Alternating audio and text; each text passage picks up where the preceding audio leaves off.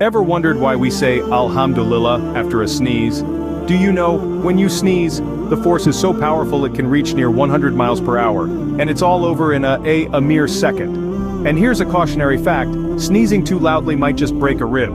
For the most shocking fact, while you sneeze, your entire body system, including your heart, takes a brief pause. In essence, you're reborn with each sneeze. So, the next time you sneeze and say alhamdulillah, remember, you're thanking for a tiny miracle of Allah.